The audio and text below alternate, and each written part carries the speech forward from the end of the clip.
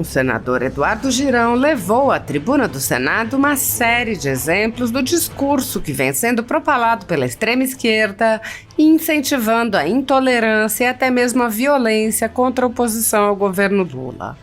O senador deu vários exemplos de seu estado, em especial do governador Eumano de Freitas, que incitou a destruição da direita e disse a beneficiários do programa Minha Casa Minha Vida que eles precisariam se transformar em agentes políticos para expulsar bolsonaristas.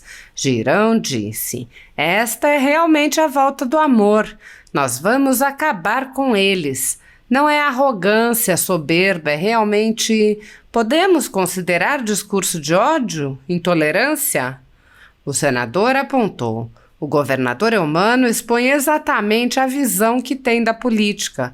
Falaria isso de qualquer outra forma, estando ou não como governador. Se revelou, veio às entranhas. Faz parte de sua linha política o uso de bravatas.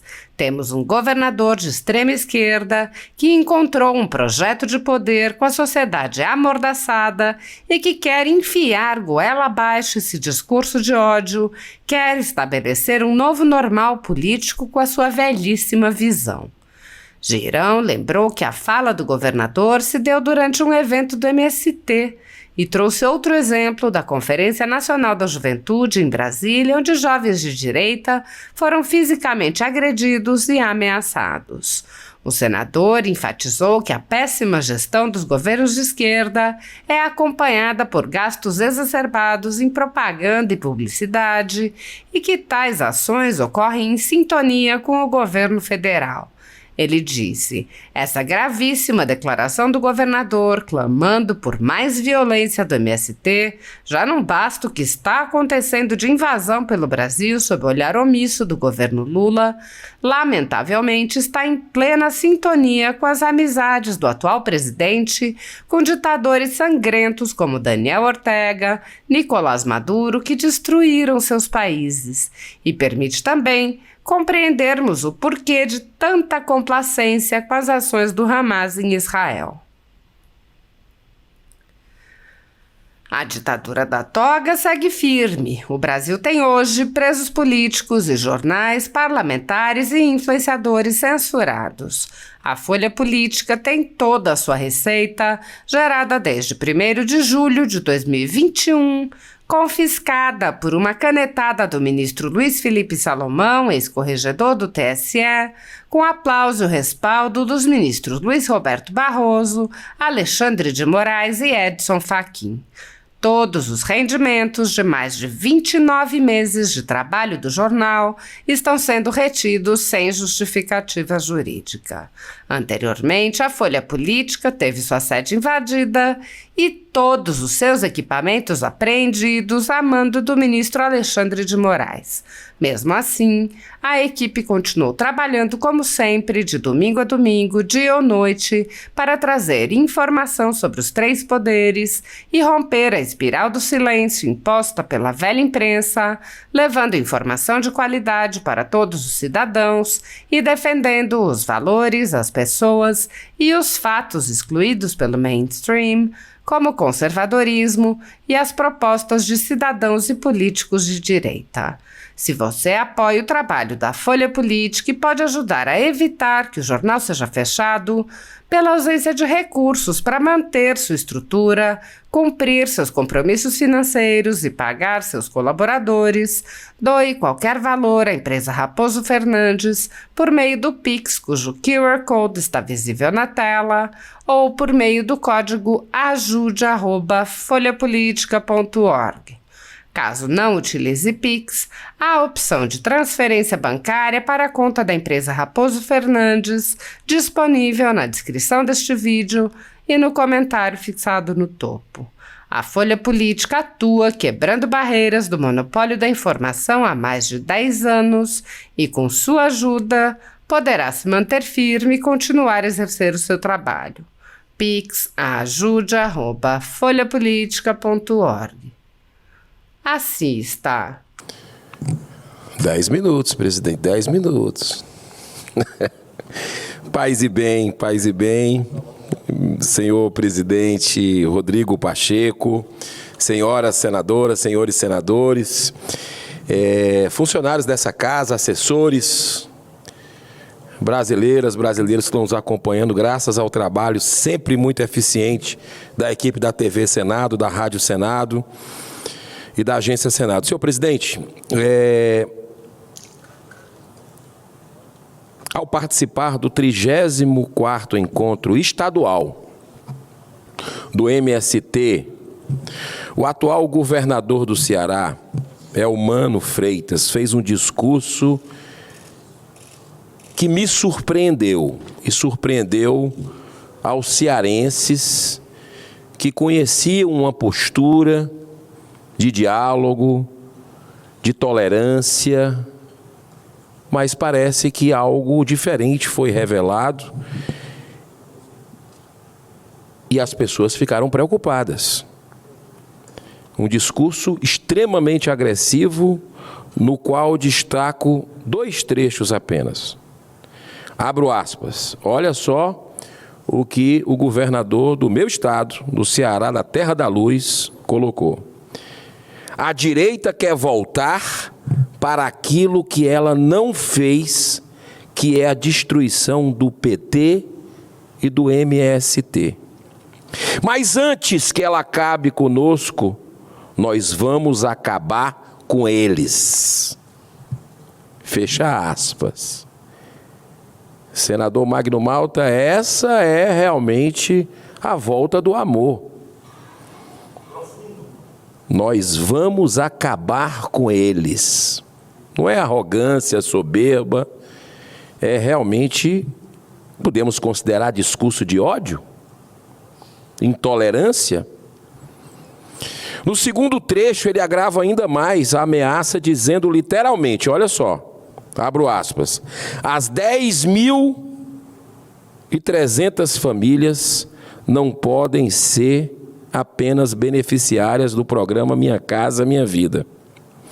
Nós temos que ser capazes de transformá-las num novo sujeito político da sociedade, onde elas vão morar, para dizer, fora daqui, bolsonaristas. Fecho aspas. É o governador do Ceará, petista, que foi advogado do MST, mas mostra a sua face, que preocupou os cearenses, principalmente os cearenses que trabalham, que querem resolver seus problemas do dia a dia e estão vendo aí, lá no Ceará, as gastanças, a irresponsabilidade fiscal, de todas as formas que eu vou colocar aqui. Diante dessa apologia à violência e ao desvio com fins politiqueiros de um programa social do Estado, a Assembleia Legislativa já tem agora mais um fato determinado que pode justificar a instalação de uma CPI. Mas existem outros fatos, tão ou mais graves que esses. É o caso, por exemplo, da declaração pública do ex-governador, ex-ministro e candidato à presidência Ciro Gomes, que num evento público, agora há poucas semanas atrás, ele fez a seguinte acusação, abro aspas, senador Laércio Oliveira. Não se realiza uma única obra no Ceará sem que se pague propina. Sim, nós estamos vendo uma crise política, uma crise social, uma crise econômica, mas a mãe de todas as crises é a crise moral. Sobre essa declaração do senhor Ciro Gomes, eu já acionei o Ministério Público Federal imediatamente, porque nós não podemos esquecer que durante muitos anos Ciro foi aliado do PT em todas as esferas de governo, conhecendo, portanto, o modus operandi dessa oligarquia que manda e desmanda no estado do Ceará. Agora, sobre essa última declaração referente ao Minha Casa Minha Vida, estou fazendo outra representação à PGE, já fiz, com pedido de investigação por estar em curso nos ilícitos de corrupção eleitoral e abuso de poder político. O governador pode estar em curso também em crimes de responsabilidade, como o de improbidade administrativa, pois, de alguma forma, manipula o povo cearense beneficiário de casas populares, pessoas mais pobres, para a criação de um exército de agentes políticos a serviço deles, de quem está no poder, de quem tem essa ideologia, em especial o PT. Ou seja, uma manipulação política e ideológica repugnante. O governador é humano, expõe exatamente a visão que tem da política. Falaria isso de qualquer outra forma, estando ou não como governador. Se revelou, veio às entranhas. Faz parte de sua linha política o uso de bravatas. Temos um governador de extrema esquerda, que encontrou um projeto de poder com a sociedade amordaçada e que quer enfiar a goela abaixo esse discurso de ódio. Quer estabelecer um novo normal político com a sua belíssima visão. Esse encontro do MST no Ceará aconteceu no mesmo período em que se realizava a 4ª Conferência Nacional da Juventude, aqui em Brasília, no Centro de Convenções, reunindo lideranças de todo o país. Olha, detalhe, as coincidências, nada acontece por acaso. Pela primeira vez, foi preciso a intervenção da polícia para conter a violência de jovens ligados ao PT e PCdoB que hostilizaram e até agrediram o pequeno grupo de jovens ligados ao Partido Novo, ao PL, ao Podemos e à União Brasil, simplesmente por estarem defendendo democraticamente propostas conservadoras. Sim, o exemplo tem que vir de cima e não vem para pacificar definitivamente esse país.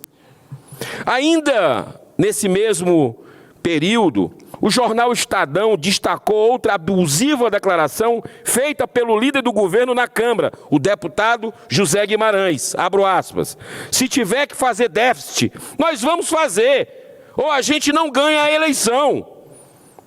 Fecho aspas. Num populismo sem limites que ignora uma das leis mais importantes para a gestão governamental, que é a lei da responsabilidade fiscal.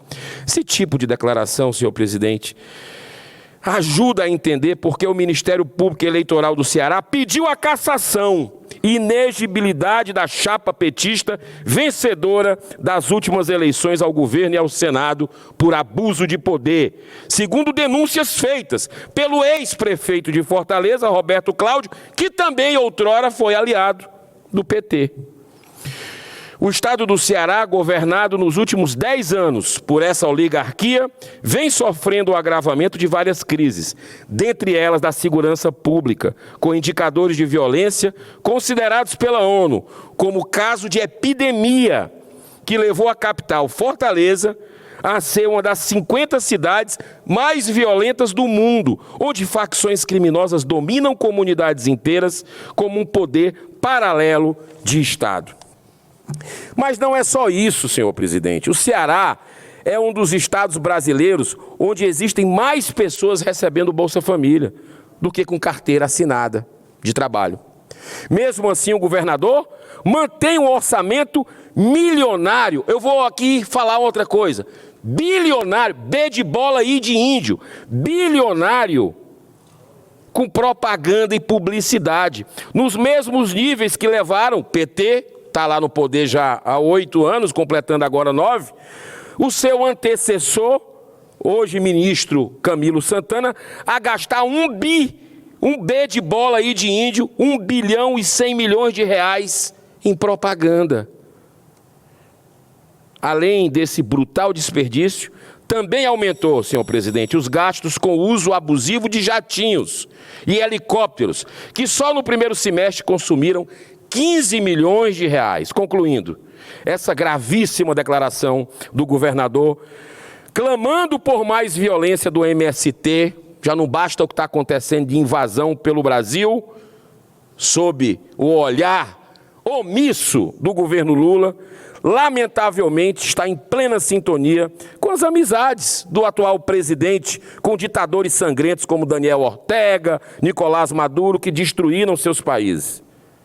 E permite também compreender o porquê de tanta complacência com as ações do Hamas em Israel. Se eu me der 1 minuto apenas, senhor presidente, eu encerro, agradecendo a sua sempre muita abertura ao diálogo, senhor presidente. Faz questão da liturgia do cargo de estar aqui conosco, de respeitar e de dirigir esses trabalhos, buscando a pacificação. Eu sou testemunha disso, em muitos momentos. Agora, a justiça no Brasil está em xeque. Está em xeque. A população já não acredita. A impunidade impera. Poderosos corruptos, empresários e políticos soltos. Basta dizer o Sérgio Cabral, 400 anos soltos, e a gente vê uma caçada a mandatos de deputados eleitos como Deltan Dallagnol. Está invertido. Pessoas com a Bíblia na mão, com a bandeira, com 17 anos de pena de prisão. Isso é injusto. E como diz Martin Luther King, uma injustiça em algum lugar é uma ameaça à justiça em todo lugar. Que o senhor possa comandar o nosso Senado para que no ano que vem nós tenhamos justiça no Brasil. Muito obrigado. Obrigado, senador Eduardo Girão. Consulto o senador Magno Malta, o senador Laércio Oliveira, senador Eduardo Girão, se podemos encerrar esta sessão. Senador Magno Malta. Senhor presidente.